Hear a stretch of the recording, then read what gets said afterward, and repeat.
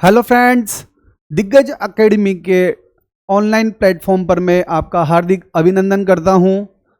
जैसा कि आपको याद है, हम रीट मेंस 2025 के सिलेबस के अकॉर्डिंग जो शैक्षिक परिदृश्य हैं उसके बारे में हम यहाँ चर्चा कर रहे हैं। और कल की क्लास में हमने आरटी एक्ट 2009 का विस्तृत अध्ययन किया था। और कल मैंने आपसे वादा किया था कि आपके लिए इसके संबंधित जितने भी महत्वपूर्ण प्रश्न बनेंगे उन्हें हम अगली क्लास के अंतर्गत डिस्कस करेंगे। और आज हम आरटी एक्ट 2009 से रिलेटेड जो महत्वपूर्ण प्रश्न हैं उनको आज इस क्लास में करेंगे। तो कल हमने जो आरटी एक्ट के बारे में पढ़ा था कि जो आरटी एक्ट है 1 अप्रैल 2010 से संपूर्ण भारत के अंतर्गत लागू हुआ। और आप लोगों को याद है कि शिक्षा के अधिकार को मूल अधिकार में शामिल करने के लिए 86वां संविधान संशोधन 2002 के अंतर्गत किया गया। और इसके अंतर्गत जो मूल अधिकार जो हमारा 21 है उसमें 21A को जोड़ा गया। और नीति निर्देशक तत्व है हमारा, जिसका आर्टिकल जो 45 है उसमें 6 वर्ष से कम उम्र के जो बच्चे हैं उनके पोषण, स्वास्थ्य और शिक्षा की व्यवस्था राज्य सरकार करेगी, ऐसा प्रावधान किया गया। और 51वां जो हमारे जो मूल कर्तव्य हैं 51A, उसमें 11वां मूल कर्तव्य जोड़ा गया, जिसमें माता पिता का कर्तव्य होगा कि वो बच्चे को विद्यालय भेजे। इस प्रकार हमने कल आरटी एक्ट 2009 के बारे में चर्चा की थी। और इसमें बताया मैंने आप लोगों कि इसमें 7 तो अध्याय हैं, 38 धाराएं हैं और एक अनुसूची है। तो थोड़ा पहले हम क्वेश्चन करने से पहले एक संक्षिप्त रूप से इसका इंट्रोडक्शन कर लेते हैं ताकि क्वेश्चन करने में हमें आसानी रहेगी। कि अध्याय जो प्रथम था, जो पहला अध्याय था, उसे प्रारंभिक कहते हैं। जो पहला अध्याय है वो प्रारंभिक है। और जो पहला अध्याय है अध्याय 1 प्रारंभिक है ये। और इसमें जो धारा है 1 व 2 आती है। धारा 1 जो है उसमें संक्षिप्त नाम निःशुल्क एवं बाल शिक्षा का अधिकार अधिनियम 2009 और 1 अप्रैल 2010 से लागू हुआ।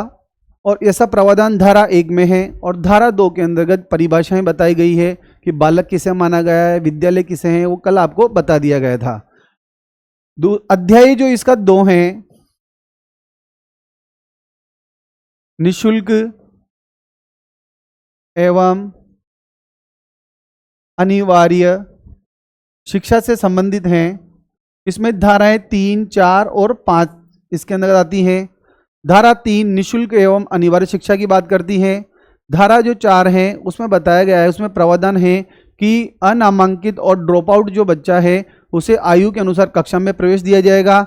धारा जो 5 है उसमें बताया गया है कि यदि बच्चा टीसी मांगता है तो उसे स्थानांतरण प्रमाण पत्र दिया जाएगा। अध्याय जो 3 है उसमें समुचित सरकार, स्थानीय प्राधिकारी और माता पिता के कर्तव्य हैं। और इसके अंतर्गत जो धाराएं हैं वो 6 से लेकर 11 तक इसके अंतर्गत धाराएं आएगी। अध्याय जो 3 है उसके अंतर्गत अध्याय 1, 2 और 3, अध्याय 3 के अंतर्गत समुचित सरकार, स्थानीय प्राधिकारी और माता पिता के कर्तव्य आते हैं। धारा जो 6 है उसके अंतर्गत समुचित सरकार और स्थानीय जो प्राधिकारी है वो 3 वर्ष के अंतर्गत स्कूल की स्थापना करेंगे। 1 किलोमीटर के अंतर्गत पीएस स्कूल होगा और 2 किलोमीटर के अंतर्गत यूपीएस स्कूल होगा। धारा जो 7 है उसके अंतर्गत वित्तीय उत्तरदायित्व की बात की गई है कि 60:40 का रेशो रहेगा। 60% हिस्सा राशि केंद्र सरकार की और 40% राज्य सरकार की रहेगी। उसके बाद जो धारा 8 है उसके अंतर्गत समुचित सरकार के कर्तव्य बताए गए हैं। धारा 9 के अंतर्गत माता पिता के स्थानीय प्राधिकारी के कर्तव्य बताए गए हैं। और धारा 10 के अंतर्गत माता पिता के कर्तव्य हैं। और जो धारा 11 है उसके अंतर्गत समुचित सरकार जो है 6 वर्ष से कम उम्र के जो बच्चे हैं उनके लिए ECCE early childhood care education की व्यवस्था करेगी। इस प्रकार का प्रावधान धारा 11 के अंतर्गत है। उसके बाद जो अध्याय इसका जो 4 है अध्याय, उसके अंतर्गत विद्यालय और शिक्षकों के कर्तव्य आते हैं। इसके अंतर्गत धारा जो है 12 से लेकर धारा 28 तक आती हैं। विद्यालय और शिक्षकों के जो कर्तव्य हैं वो अध्याय 4 में आते हैं और धारा जो है 12 से लेकर 28 तक आती हैं। धारा 12 के अंतर्गत बताया गया है कि जो निजी विद्यालय हैं और इसके अंतर्गत जो दुर्बल वर्ग के बच्चे हैं, असुविधाग्रस्त बच्चे हैं, उनको 25% तक RT के अंतर्गत एडमिशन दिया जाएगा। धारा जो 13 है, इसमें जो प्रावधान किया गया है कि बच्चा जब स्कूल में प्रवेश लेता है तो उसकी कोई प्रवेश परीक्षा नहीं ली जाएगी, माता पिता का कोई साक्षात्कार नहीं लिया जाएगा, बच्चे से कोई अनुदान नहीं लिया जाएगा। धारा जो 14 है वो बच्चे के एडमिशन के लिए जन्म प्रमाण पत्र के बारे में बात करता है। और धारा जो 15 है, धारा 13 के अंदर जन्म प्रमाण पत्र की बात की है हमने कि जन्म प्रमाण पत्र होना चाहिए। और जो धारा जो 15 है उसके अंतर्गत बात की गई है कि जो प्रवेश से बच्चे के इनकार नहीं किया जाएगा। धारा 15 में जब बच्चा विद्यालय में प्रवेश के लिए आता है तो वर्ष पर्यंत अगर बच्चा एडमिशन के लिए आता है तो उसको एडमिशन देना है और 6 माह इसका निर्धारित अवधि है। इसके अंतर्गत बच्चा अगर विद्यालय में आता है तो उसे अपन शैक्षिक सत्र में एडमिशन देंगे और उसे कक्षा अनुरूप करने का कर्तव्य होगा। धारा 16 के अंतर्गत बच्चे को स्कूल में से निकाला नहीं जाएगा और न किसी कक्षा में रोका जाएगा, लेकिन इसके अंतर्गत धारा 16 के अंतर्गत संशोधन हुआ और समूची सरकार को 5वीं और 8वीं बोर्ड में बच्चे को रोकने का अधिकार है। 17 के अंतर्गत बच्चा को मानसिक और शारीरिक रूप से प्रताड़ित नहीं किया जा सकता। उसके बाद जो है 18 जो धारा है उसके अंतर्गत कोई मान्यता प्राप्त विद्यालय ही चलेंगे, मतलब बिना मान्यता का स्कूल नहीं चलेगा, सरकार से मान्यता लेनी पड़ेगी स्कूलों को। 19 के अंतर्गत मान और मानक से संबंधित है कि विद्यालय में क्या क्या मानक होने चाहिए, विद्यालय कैसा होना चाहिए। और धारा जो 20 है उसमें तो इसको अनुसूची में संशोधन का अधिकार सरकार को है। उसके बाद धारा जो इसकी 21 है उसके अंतर्गत SMC के बारे में बताया गया कि स्कूल मैनेजमेंट कमेटी होगी, स्कूल जो विद्यालय प्रबंधन कमेटी होगी, इसके अंतर्गत जो हैं 15 सदस्य होंगे। राजस्थान में 16 सदस्य हैं। 50% तक इसमें महिला सदस्य होगी और अभिभावक जो होंगे 3/4 जो हैं इसके सदस्य अभिभावक होंगे और संस्था प्रधान इसका सचिव होगा और अभिभावक इसके अध्यक्ष होंगे। धारा 22 के अंतर्गत जो हैं बताया गया कि SMC जो है विद्यालय की विकास योजना तैयार करेगी। और धारा जो 23 है इसमें शिक्षकों की अर्हताएं संबंधित बात की गई है और NCTE को national council of teacher education को शिक्षक शिक्षा का प्राधिकरण इसी के अंतर्गत नियुक्त किया गया है। और धारा जो 24 है इसमें शिक्षकों के कर्तव्य हैं। धारा 24 जो है उसमें शिक्षकों के कर्तव्य के बारे में बात की गई है। इस प्रकार जो है धारा 12 से लेकर जो 28 है और धारा जो 26 है इसके अंतर्गत बताया गया है कि जो विद्यालय के अंतर्गत 10% से ज़्यादा जो सीटें हैं वो रिक्त नहीं रहेगी। धारा 27 के अंतर्गत इम्पोर्टेंट धारा है कि शिक्षकों को किसी गैर शैक्षणिक कार्यक्रम में नहीं लगाया जाएगा। चुनाव है और क्या नाम से आपदा प्रबंधन है, जनगणना के अतिरिक्त अन्य गैर शैक्षणिक कार्यों में नहीं लगाया जा सकता। 28 जो धारा है इसकी वही बताती है कि प्राइवेट ट्यूशन पर रोक है। इस प्रकार जो अध्याय 4 है उसमें विद्यालय और शिक्षकों के कर्तव्य हैं। धारा जो 5 है वो पाठ्यक्रम और मूल्यांकन से संबंधित है।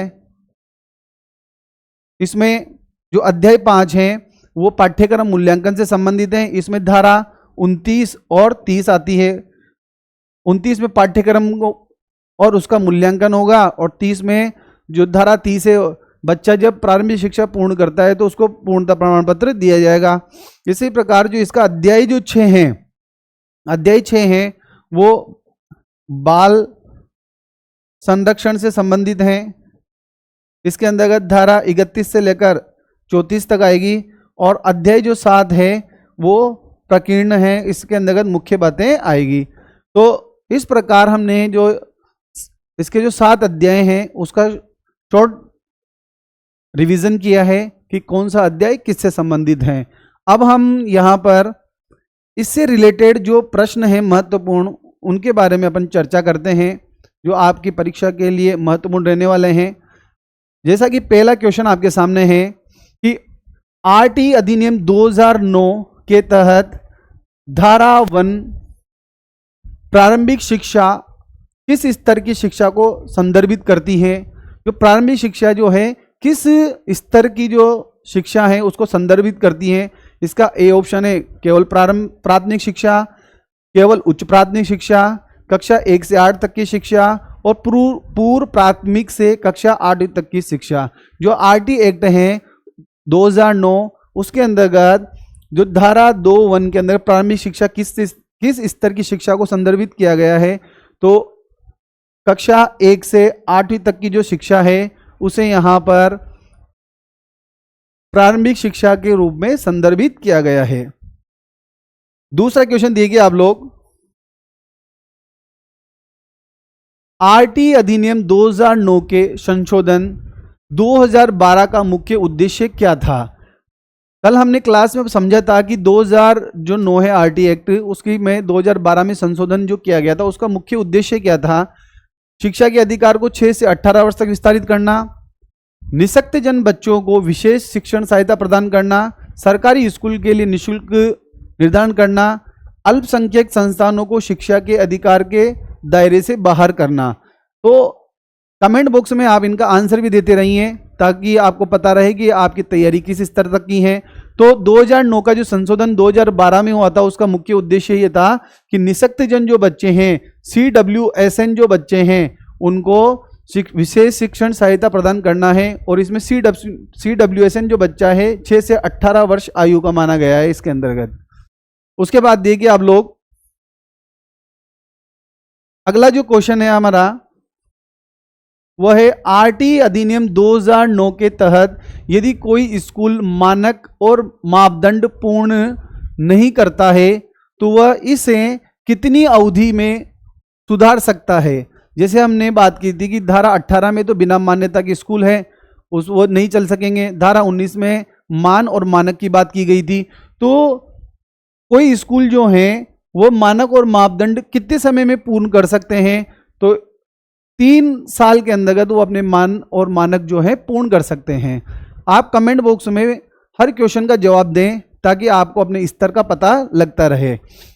अगला जो क्वेश्चन है देखिए आप लोग कि आरटी अधिनियम 2009 के तहत धारा 2H में स्थानीय प्राधिकारी के अंतर्गत कौन कौन आता है। स्थानीय प्राधिकारी के अंतर्गत कौन कौन आते हैं, हमने पढ़ा था कि स्थानीय प्राधिकारी के अंतर्गत जिला परिषद, नगर निगम और नगर पंचायत, ये जो सदस्य हैं वो स्थानीय प्राधिकारी के अंतर्गत शामिल होते हैं। इसके बाद देखिए आप लोग, अगला जो क्वेश्चन है हमारा, आरटी अधिनियम 2009 के संशोधन 2017 के तहत शिक्षकों को प्रशिक्षण प्राप्त करने के लिए अधिकतम समय सीमा कब तक दी गई है। आप लोगों को पता है कि जब इसमें संशोधन हुआ था तो शिक्षकों के लिए 31 मार्च 2015 से ये लागू हुआ था और 31 मार्च 2019 तक इनको 4 साल तक का समय दिया गया था कि आप अपनी योग्यता जो है, अपना प्रशिक्षण जो है वो प्राप्त कर लें। तो 31 मार्च 2019 तक ये समय सीमा दी गई थी। इसके बाद देखिए अगला जो क्वेश्चन है हमारा, आरटी अधिनियम 2009 के तहत धारा 2E के अनुसार निर्धनता रेखा से नीचे जीवन यापन करने वाले बच्चे को किस श्रेणी में रखा जाता है। निर्धनता रेखा से जिनकी माता पिता की आय 2.5 लाख रुपए से कम है उन्हें हम किस श्रेणी में रखेंगे। इस एक्ट के अनुसार उन्हें दिव्यांग समूह में रखेंगे, दुर्बल वर्ग में रखेंगे, वंचित समूह में रखेंगे या उपरोक्त सभी में रखेंगे। तो हमने जब इसके बारे में पढ़ा था तो जिनके माता पिता की जो आय है वो 2.5 लाख रुपए से कम है उन्हें हम दुर्बल वर्ग के अंतर्गत शामिल करते हैं। इसके बाद अगला क्वेश्चन देखिए आप लोग कि आरटी अधिनियम 2009 के तहत नो डिक्टेशन पॉलिसी जो है किस धारा में वर्णित की गई। नो डिक्टेशन जो पॉलिसी है इसका मतलब है कि बच्चे को बोर्ड परीक्षा के अंतर्गत अगर बच्चा पास नहीं होता है तो उसे रोकने का जो अधिकार है क्लास में वो समुचित सरकार का है। तो ये धारा 6 में है, धारा 16 में है, धारा 12 1C के अंतर्गत है, धारा 2P के अंतर्गत है। तो कल हमने इसके बारे में विस्तृत चर्चा की थी कि धारा 16 के अंतर्गत ये अधिकार जो है वो समुचित सरकार के पास है कि बच्चे को रोकना है या नहीं रोकना है। अगला क्वेश्चन हम देखते हैं कि निःशुल्क और अनिवार्य बाल शिक्षा का अधिकार अधिनियम 2009 को लागू करने के लिए राजस्थान सरकार ने जो नियम बनाया उसका नाम क्या था? निःशुल्क और अनिवार्य बाल शिक्षा का अधिकार नियम 2009 को लागू करने के लिए राजस्थान सरकार ने जो नियम बनाया उसका नाम क्या था? ए ऑप्शन है राजस्थान निःशुल्क और अनिवार्य बाल शिक्षा का अधिकार नियम 2009, राजस्थान निःशुल्क और अनिवार्य बाल शिक्षा का अधिकार नियम 2010, नियम 2011 और नियम 2012। तो आप लोगों को पता है कि धारा 38 के अंतर्गत केंद्र सरकार के द्वारा राज्यों को अपने अपने नियम बनाने की शक्ति दी गई थी। तो हमारा जो राजस्थान है उसने भी उस शक्ति का प्रयोग करते हुए राजस्थान निःशुल्क और अनिवार्य बाल शिक्षा का अधिकार अधिनियम 2011 जो नियम है हमारे यहाँ बनाया गया।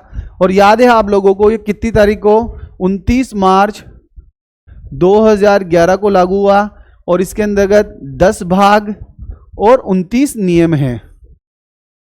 याद रखिएगा आप लोग, 29 मार्च 2011 से ये प्रभावी हुआ और इसके अंतर्गत 10 भाग और 29 नियम हैं। तो धारा 38 के अंतर्गत इस प्रकार का प्रावधान था कि राज्य जो हैं वो अपने हिसाब से अपना नियम बना सकते हैं। तो उसका उपयोग करते हुए 2011 में हमारे यहाँ कानून बनाया गया। अगला क्वेश्चन देखिए आप लोग कि राजस्थान में विद्यालय प्रबंधन समिति की कार्यकारिणी जो समिति का सदस्य सचिव कौन होता है? अभी हमने ब्रीफिंग थोड़ा पढ़ा था कि एसएमसी के बारे में धारा जो 21 है उसके अंतर्गत प्रावधान है कि धारा जो 21 के अंतर्गत स्कूल मैनेजमेंट कमेटी होगी और इसका जो अध्यक्ष जो होता है, अध्यक्ष जो होंगे इसके अध्यक्ष तो अभिभावक होंगे और इसके जो सचिव होंगे वो संस्था प्रधान होंगे। तो राजस्थान में विद्यालय प्रबंधन समिति की कार्यकारिणी समिति का सदस्य सचिव कौन होगा? तो ए ऑप्शन ही इसका आंसर होगा कि प्रधानाध्यापक या जो संस्था के जो प्रधान होंगे वही क्या होंगे? एसएमसी के सचिव होंगे। और एसएमसी के जो अध्यक्ष होते हैं वो अभिभावक होते हैं। और इसमें मैंने बताया आपको महिलाएं जो होती है वो 50% महिलाएं होती है इसमें, और इसकी गणपूर्ति जो होती है वो 33% होती है। इसके बाद दिए गए अगला क्वेश्चन जो है आरटी एक्ट 2009 में ऐसे बालक जो अनुसूचित जाति, अनुसूचित जनजाति, विकलांग, सामाजिक और शैक्षिक दृष्टि से पिछड़े वर्ग और ऐसे ही अन्य समूह से संबंधित होते हैं उनको क्या परिभाषित किया गया है? उनको विशेष पिछड़ा वर्ग में परिभाषित किया गया, गरीबी रेखा से नीचे, आर्थिक पिछड़ा वर्ग या असुविधाग्रस्त समूह। आपको याद होगा कल हमने इसके ऊपर चर्चा की थी कि असुविधाग्रस्त बच्चा जो है उसमें एससी, एसटी, ओबीसी, बीपीएल और एचआईवी पीड़ित, कैंसर और युद्ध जो विधवाएं हैं उनके जो बच्चे हैं उन्हें हम असुविधाग्रस्त समूह के अंतर्गत शामिल करते हैं। जो असुविधाग्रस्त समूह के अंतर्गत इस वर्ग के बच्चों को हम शामिल करते हैं। और जो दुर्बल वर्ग हैं उसके अंतर्गत हम जिनके माता पिता की आय 2.5 लाख रुपए से कम होती है उन्हें हम दुर्बल वर्ग में शामिल करते हैं। अगला क्वेश्चन देखिए आप लोग, विद्यालय प्रबंधन समिति में महिलाओं की न्यूनतम सदस्य संख्या कितनी होती है? एसएमसी की जो है गठन धारा 21 में है और हमने अभी पहले पढ़ा था कि एसएमसी के अंतर्गत जो अध्यक्ष होंगे वो अभिभावक होते हैं और सचिव जो होंगे वो एचएम होगा और महिला जो सदस्य हैं वो 50% तक होती हैं। तो इसके अंतर्गत 8 जो सदस्य होंगी वो महिलाएं होंगी। और इसके लिए मैंने आपको कल क्लास जिन बच्चों ने नहीं देखी हैं वो क्लास देखें ताकि उनको क्वेश्चन करने में और आनंद आएगा कि जो हमने कल क्वेश्चन जो क्लास ली है उससे रिलेटेड जो क्वेश्चन है आज इस क्लास के अंतर्गत कराए जा रहे हैं। तो आप जिन बच्चों ने ये क्लास नहीं ली है, कल हमारा जो दिग्गज एकेडमी का जो यूट्यूब चैनल है उसके ऊपर ये क्लास कल पढ़ाई गई थी, उसी से रिलेटेड क्वेश्चन चल रहे हैं। अगला क्वेश्चन देखिए, आरटी एक्ट 2009 दिव्यांग बालकों की निःशुल्क शिक्षा के अधिकार को सुनिश्चित करता है। अभी थोड़ी देर पहले अपन ने बात की थी कि भाई इसमें संशोधन हुआ और संशोधन होने के बाद हमने CWSN बच्चे को असुविधाग्रस्त समूह के बच्चे के अंदर शामिल किया और 2012 के अंदर जो संशोधन हुआ था उसमें दिव्यांग बालक जो हैं उसका निःशुल्क शिक्षा के अधिकार को सुनिश्चित किया गया। तो दिव्यांग बालक किसे माना गया है? 3 वर्ष से 18 वर्ष के बच्चे को, 6 से 14 वर्ष के बच्चे को, 6 से 22 वर्ष के को और 6 से 18 वर्ष के बच्चे को। तो यहाँ दिव्यांग बालक जो हैं 6 से 18 वर्ष का जो बच्चा है उसे हम इस समूह के अंतर्गत शामिल करते हैं। इसे हम असुविधाग्रस्त जो बच्चा है उस श्रेणी के अंतर्गत अपन ने इसको शामिल किया था। उसके बाद देखिए अगला जो क्वेश्चन है, निःशुल्क और अनिवार्य शिक्षा का अधिकार अधिनियम 2009 के तहत शिक्षक के लिए 1 सप्ताह में न्यूनतम कार्य अध्ययन के घंटे जिनमें शिक्षण तैयारी के घंटे भी शामिल होने चाहिए। भाई 1 सप्ताह में कितने घंटे होने चाहिए? 45 घंटे होने चाहिए, 40 होने चाहिए, 30 होने चाहिए, 42 होने चाहिए। तो आप लोगों को पता होगा कि 45 घंटे जो होते हैं वो 1 सप्ताह के अंतर्गत होते हैं, जिसमें तैयारी का जो समय है वो भी इसके अंतर्गत शामिल किया जाता है। और कक्षा जो 1 से 5 हैं उसके अंतर्गत कार्य दिवस होंगे 200 कार्य दिवस और शिक्षण जो घंटे होंगे वो 800 शिक्षण घंटे होंगे और 6 से 8 के अंतर्गत 220 कार्य दिवस होंगे और 1000 जो घंटे हैं वो शिक्षण का समय रहेगा। और प्रति सप्ताह जो बात की है हमने वो प्रति सप्ताह जो है 45 घंटे का समय रहने वाला है। उसके बाद अगला जो क्वेश्चन है कि निःशुल्क और अनिवार्य बाल शिक्षा का अधिकार अधिनियम 2009 के तहत निजी व विशिष्ट श्रेणी के विद्यालयों में कितने प्रतिशत बच्चे पहली कक्षा में प्रविष्ट होने चाहिए? तो पहली कक्षा के अंतर्गत जो एडमिशन है उसके अंतर्गत 20%, 40%, 25%, 30%, कितना परसेंट बच्चों का एडमिशन होगा? 25% जो बच्चे हैं उसका आरटी एक्ट 2009 के अंतर्गत उस बच्चे का एडमिशन होगा 25% सीटों पर। अगला क्वेश्चन देखिए आप लोग कि भारत में शिक्षा के अधिकार जो आरटी का जन्मदाता किसे कहते हैं? आपको याद होगा कि दादा भाई जो हमारे गोपाल कृष्ण जी गोखले हैं उन्होंने 18 मार्च जो है 1910 में केंद्रीय विधान परिषद के समक्ष एक बिल प्रस्तुत किया था इसी शिक्षा के अधिकार को लागू करने के लिए। तो इसी वजह से हम गोपाल कृष्ण गोखले जी को आरटी का जनक कहते हैं। अगला क्वेश्चन है देखिए, बालकों को निःशुल्क और अनिवार्य शिक्षा का अधिकार अधिनियम 2009 संशोधन के तहत शैक्षणिक सत्र की समाप्ति पर किन कक्षाओं में नियमित परीक्षा ली जाएगी?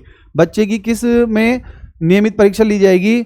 5वीं 8वीं में, दूसरी 7वीं में, पहली और छठी में और 7वीं और 8वीं में। तो हमें पता है कि 5वीं और 8वीं जो क्लास हैं उसके अंतर्गत बच्चे की नियमित परीक्षाएं ली जाएगी।